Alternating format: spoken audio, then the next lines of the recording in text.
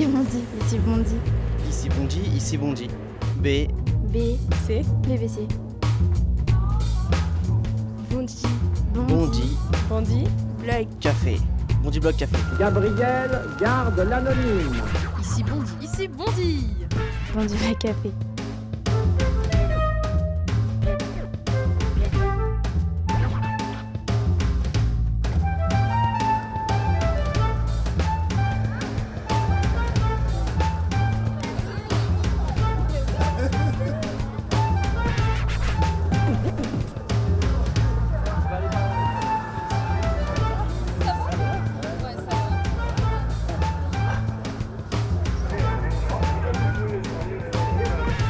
Najat Vallaud-Belkacem, bonsoir. Bienvenue à Bondy. Merci beaucoup. Je peux vous débarrasser?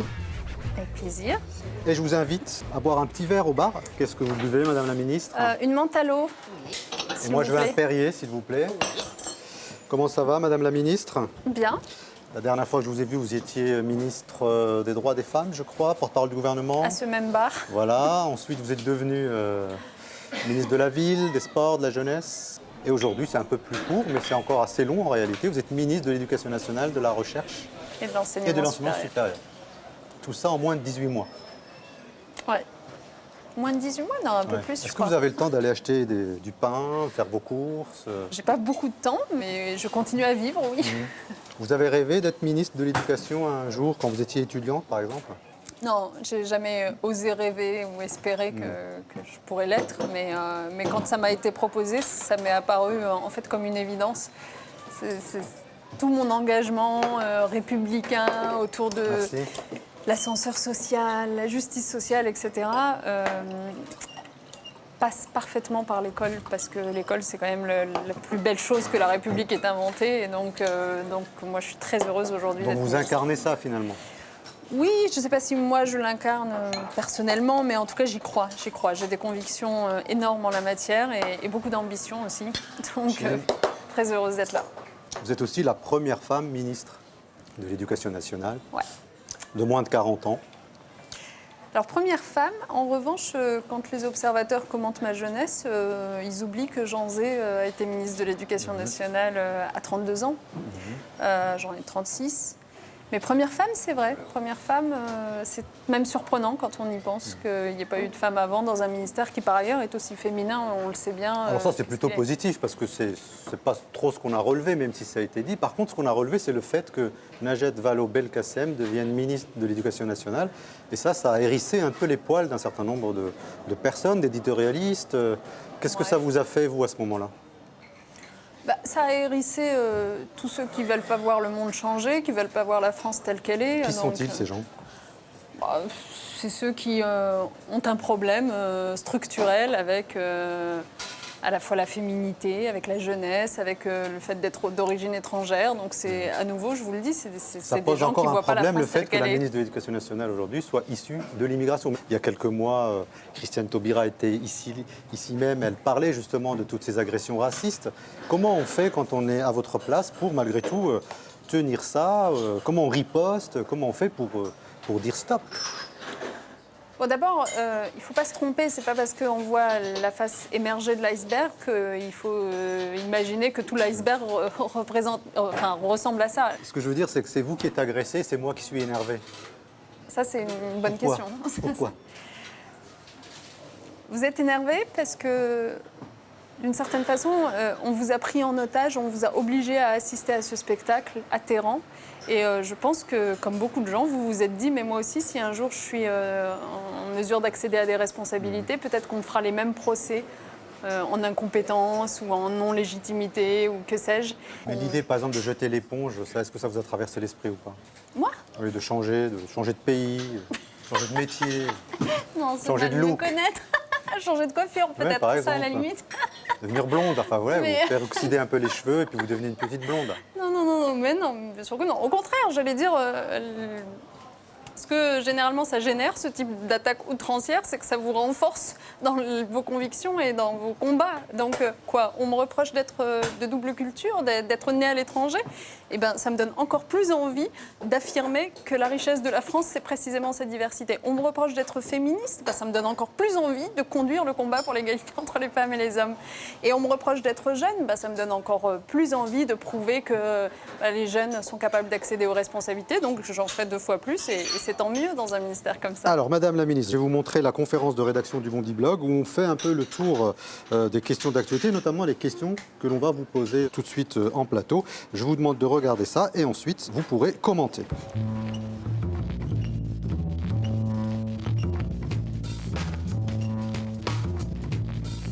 Alors, on reçoit Najat Vallaud-Belkacem. Est-ce que vous connaissez cette ministre qui est maintenant sur la place publique depuis quelques années? Elle a été longtemps la Benjamine du gouvernement, c'est plus le cas aujourd'hui. Par contre, elle a eu une promotion assez importante, donc quelques mots sur Najat Vallaud-Belkacem. C'est une femme issue de l'immigration, jeune, avec un parcours quand même scolaire exemplaire, et je trouve ça presque marrant qu'elle soit nommée à l'éducation nationale, parce qu'elle va avoir à résoudre les dysfonctionnements du système, alors qu'elle est elle-même la preuve que le système peut très bien fonctionner parfois. C'est une valeur sûre du gouvernement. Elle a commencé en tant que porte-parole du gouvernement. Puis petit à petit, François Hollande a vu qu'il pouvait compter sur elle. Donc elle est montée dans le protocole, elle est montée dans les échelons. Aujourd'hui, sa place de ministre de l'Éducation nationale, c'est quelque chose de fort. On l'a dit, c'est un symbole. Najat Vallaud-Belkacem, elle est quand même dans une place délicate en France parce que à la fois, elle a défendu la baisse des l'égalité, le mariage pour tous parce que bon, c'était une idée du gouvernement. Donc, elle a été fortement critiquée par certaines communautés dont elle est issue en France. Et en même temps, en France en général aussi, on la critique pour le fait que c'est l'arabe de service et que est-ce qu'elle imposerait le halal à la cantine scolaire? On se demande ça. Mais en fait, elle est critiquée de partout. Elle est ministre d'un gouvernement dont le président disait « le changement, c'est maintenant ». Donc moi, j'ai envie de dire, les petites mesurettes, les petites combines, ça sert à rien. Il fallait y réfléchir avant à des mesures choc. Elle avait tout, en fait, initialement, pour faire de la politique différemment. Ce qu'on peut remarquer quand même, c'est qu'elle fait de la politique comme beaucoup d'autres. Elle manie très très bien la langue de bois, c'est une très bonne communicante. Sur les plateaux télé, elle est très brillante. Et finalement, c'est une forme de déception. Mais elle a fait les politiques comme les autres, parce qu'elle a été formée comme les autres, Sciences Po Paris notamment. Est-ce que Najat Vallaud-Belkacem est finalement assez représentative de ce qu'on appelle la génération Valls, c'est-à-dire des gens de moins de 40 ans qui finalement veulent solder les comptes du socialisme et qui aujourd'hui ont une parole décomplexée par rapport à la situation socio-économique du pays? Politiquement, là où elle est forte, c'est qu'elle arrive à se fondre finalement dans n'importe quel moule idéologique. On l'a rarement entendu exprimer ses convictions propres. Elle a toujours épousé parfaitement, il faut le dire, la ligne du gouvernement. Et c'est là où elle diffère de beaucoup de ses collègues au gouvernement. Je pense à Hamon, Philippe Etty. C'est qu'elle n'a jamais exprimé sur la grosse divergence économique qui était celle qui divisait le gouvernement. Elle n'a jamais exprimé sa position. Et c'est pour ça aujourd'hui qu'elle peut se permettre de perdurer dans ce gouvernement. Les gens qui s'intéressent à la politique réclament des personnes qui sont jeunes. Et quand il y a des jeunes qui arrivent, c'est comme moi, je suis contente qu'il y ait des jeunes. Et quand les jeunes arrivent, je me rends compte qu'ils parlent comme les plus anciens. Il faut essayer des nouveaux trucs. J'ai l'impression qu'on les forme toujours à l'ancienne, dans une France des 30 glorieuses. Et à mon avis, je pense qu'il faut peut-être essayer de voir aussi, puisqu'elle est ministre de l'Éducation, peut-être aussi voir l'éducation de nos élites. Voilà, Madame la Ministre, quelques réactions. Alors, il y a beaucoup de choses qui ont été dites. Vous arrivez finalement à passer entre toutes les gouttes malgré les crises. Est-ce qu'ils ont raison de dire cela ou est-ce que vous considérez que c'est une stratégie qui, à terme, sera forcément gagnante? Non, d'abord, il y a beaucoup de choses qui ont été dites, certaines vraiment très justes, je le dirai à leurs auteurs, mais par exemple, l'une d'entre elles disait c'est étonnant parce qu'on lui reproche à la fois ses prises de position très progressistes, mariage pour tous, égalité femmes-hommes, etc. Et en même temps, on lui reproche d'être une islamiste intégriste, en gros, si je devais résumer. Et c'est vrai qu'à un moment donné, c'est drôle parce que quand on lit l'ensemble des critiques, on se dit mais où est la logique, où est la cohérence? Si je suis une intégriste religieuse islamiste, est-ce que vous pensez vraiment que je serais à soutenir le mariage pour tous ou que sais-je? Je suis simplement une républicaine convaincue, une combattante de l'égalité et je ne fais de la politique et ça répond aux autres questions. Vous n'êtes pas dans le dogme en réalité, vous, en fonction des situations, vous décidez... Et j'essaie de répondre aux autres... Même si ça peut froisser des gens avec qui vous avez fait un bout de chemin, comme par exemple Aurélie Filippetti, comme... Oui, enfin je crois pas que ça l'ait froissé honnêtement, mais je crois surtout que... vous savez, on a parlé d'Aurélie Filippetti, de Benoît Hamon, etc. Un certain nombre de ceux qui ont quitté le gouvernement lors du dernier remaniement l'ont fait au nom de leurs convictions. Mais n'en tirez pas comme conclusion que ceux qui sont restés n'ont aucune conviction. Peut-être que ceux qui sont restés ont choisi de rester au nom de leur conviction. Et moi, ma conviction, c'est que la politique qu'on conduit avec François Hollande, avec Manuel Valls, est la bonne. Mais j'y crois sincèrement. C'est ce qu'on va essayer justement Allez. d'aborder avec les jeunes. Mais je vous propose d'abord de terminer votre... C'est une Mentalo que vous avez prise, c'est ça? Je peux l'emmener avec moi, oui, c'est une Bien sûr, Mentalo. vous connaissez cette maison, vous êtes déjà venu, donc allez-y. On peut emmener nos verres, effectivement. Bondy Block Café. Gabriel, garde l'anonyme. Ici Bondy. Ici Bondy. Bondy Black Café.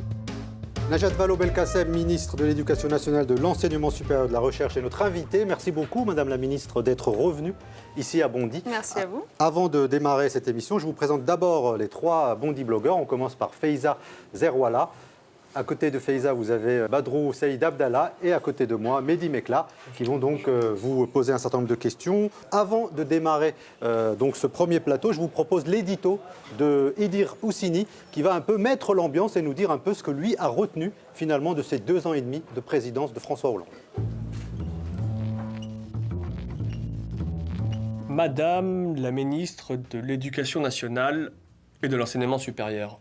Le titre sonne bien, il donne des airs. Mais l'air, ce n'est pas toute la chanson. Les paroles sont trompeuses. En France, l'éducation est tout, sauf national. Liberté, égalité, fraternité au-dessus de toutes les écoles. C'est pour les cacas d'oiseaux. Un enfant du Larzac, de la Cité des 3000, ou un petit Parisien du 8e arrondissement, tous ces gamins ne vont pas à la même école. Pour Paris, les meilleurs profs, les mieux payés, ceux avec le plus de métiers.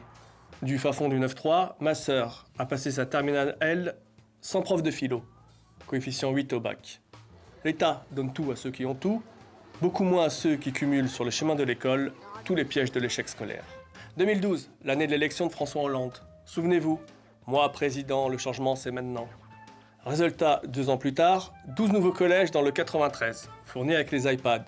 Mais peu importe la beauté du flacon, ou iTunes. La piquette qu'on nous sert reste la même.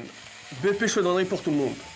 Bien s'orienter, c'est tout le problème, en éducation comme en politique. Quand on devient conseiller d'orientation, c'est qu'on a raté la sienne. Un peu comme un président socialiste, dont le GPS tourne toujours à droite. Qui aujourd'hui est content de son conseiller d'orientation ou de son président? Moins de 13% des Français. La même chose que Sarkozy, mais avec plus de chômage. Voilà ce qu'on entend dans les quartiers. Najat, le PS, le gouvernement, réagissez.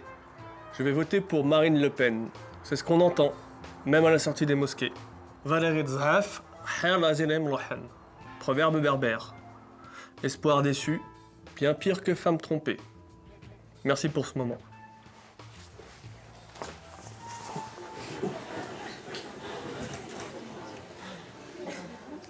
Voilà, c'était donc l'édito d'Idir Houssini qui devient de plus en plus rêche et qui a des choses à dire de plus en plus compliquées à analyser. Mehdi. Madame la ministre, est-ce que vous vous souvenez du 9 avril 2012 François Hollande faisait une tournée dans les banlieues. C'était un peu avant le premier tour de l'élection présidentielle. Vous étiez là. C'était bien ce jour-là, non? C'était super. Oui, je m'en souviens, c'était vraiment très bien. C'était bien, il y avait un élan, il y avait un espoir, il y avait des gens qui étaient contents. Vous vous souvenez? Il devait faire beau en plus, c'était en avril. Oui, on était donc à un mois précisément, je crois, de l'élection présidentielle. Et c'est vrai qu'il y avait une dynamique. Mais comme on retrouve toujours dans les périodes d'élection, je veux dire, il ne faut pas s'attendre à retrouver le même climat dans une période d'élection que dans une période normale, entre guillemets. Ça ne veut pas dire qu'on a changé ou qu'on ne respecte pas ses engagements. Ça veut juste dire que dans une période de campagne électorale, en quelque sorte, il y a quelque chose qui se joue, un match. En tout cas, nous, on était là, et je m'en souviens, on vous avait rencontré à ce moment-là. C'était particulier parce que tout le monde y croyait, vous aussi. D'ailleurs, vous avez bien fait d'y croire, vous avez gagné. Est-ce que vous êtes particulièrement déçu, comme tous les gens que vous aviez rencontrés à ce moment-là? Non, honnêtement, non. Enfin, moi, je ne peux pas vous laisser dire ça. J'écoutais aussi l'édito tout à l'heure. Je ne peux pas vous laisser dire que François Hollande, c'est comme Nicolas Sarkozy ou que sais-je. Mais non, mais c'est pas vrai. Honnêtement, parlons de l'école, puisque c'est ce qui nous rassemble aujourd'hui. Depuis qu'on est là, je veux dire, on a arrêter de supprimer des postes dans l'éducation nationale. On en recrée, je ne parle même pas de nos engagements d'en recréer 60 000 d'ici 2017, je parle déjà de ce qu'on a fait. Depuis 2 ans, on en a recréé plus de 20 000.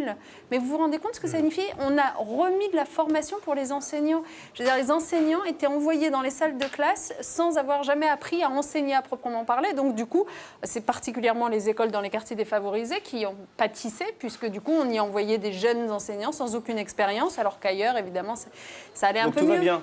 Donc depuis 2012, on a vraiment pris les décisions qui s'imposaient, honnêtement, y compris et notamment pour remettre de l'égalité et de la justice sociale.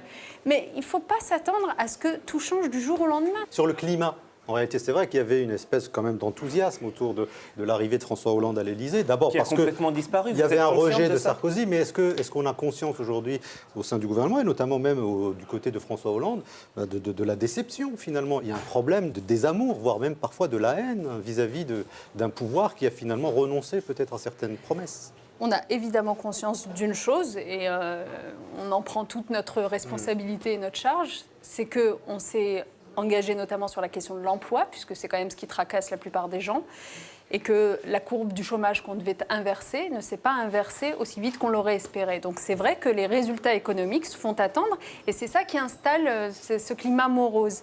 Mais de là à jeter le bébé avec l'eau du bain, à jeter tout ce qu'on a fait depuis 2012... Qui aime bien châtie bien, je pense, ici en Seine-Saint-Denis, ils ont beaucoup voté pour François Hollande. Enfin, vous pensez sérieusement pas que à la fois sur le plan économique, mais aussi sur la manière d'être aussi de François Hollande, qu'il y a une vraie déconnexion, en fait, du pouvoir de François Hollande par rapport à ce qu'il avait promis, et notamment par rapport à son moi président qui a été retentissant à l'époque.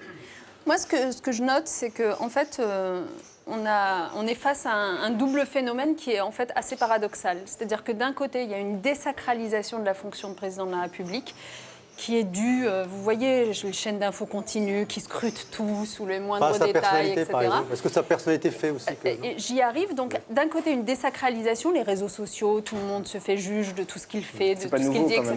C'est pas nouveau, mais ça s'amplifie. Et de l'autre côté, et c'est paradoxal, des Français qui attendent en réalité énormément du président de la République. C'est normal. Tant mieux, tant mieux. On est dans un pays en fait beaucoup plus politisé qu'un certain nombre de pays qui nous entourent. Mais du coup, ces deux phénomènes sont contradictoires et font qu'à la fois, finalement, on passe son temps à taper sur le président de la République, et en même temps, on voudrait qu'il soit le Ça ne peut pas être que la faute des réseaux sociaux, des médias. Il y a quand même des gens aujourd'hui qui vous disent j'ai voté socialiste, j'ai voté François Hollande, et plus jamais je ne mettrai mon bulletin pour le PS. C'est quand même, ça augure d'une crise qui est plus profonde que la crise économique. Ça, est-ce que vous en parlez entre vous? Est-ce que vous dites là, il se passe quelque chose de grave? Ce dont il faut quand même avoir conscience, c'est qu'il y a 5 ans en arrière ou il y a 10 ans en arrière, vous n'aviez pas le phénomène qu'on a aujourd'hui de démocratie sondagière, avec des sondages qui tombent tous les jours. Mais d'ailleurs, François Hollande aussi, il commande beaucoup de sondages. Il avait promis qu'il arrêterait. François Hollande? Oui, François Hollande. Non, il a une cellule à l'Élysée. Enfin, pas de sondage le concernant sa propre popularité. Enfin, peut-être que... Non, mais vraiment... À l'Élysée aussi, il commande des sondages. Alors qu'il s'était engagé à ne pas le faire. Que Nicolas Sarkozy. Mais peu importe la réponse à votre question, je pense qu'aujourd'hui, être président de la République dans le monde médiatico-sondagier, etc., dans lequel on vit, ça n'est évident et ça ne sera évident pour personne. C'est vrai que quand on parle de François Hollande, il y a quelque chose tout de suite qui vient, c'est presque son alter ego, c'est Nicolas Sarkozy. Et c'est vrai que l'ancien président de la République, finalement, s'est porté candidat à la présidence de l'UMP. Donc ce qui fait de lui, finalement, un futur candidat à la présidentielle. Et donc il retourne, en tous les cas, d'une manière ferme et volontaire dans le jeu politique. Et on a demandé aux jeunes du Bondi Bloc de réagir à ce retour.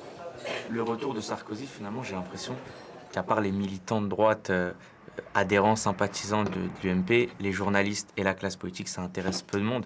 La France est face à un défi majeur, elle est face à un vrai virage de société, etc.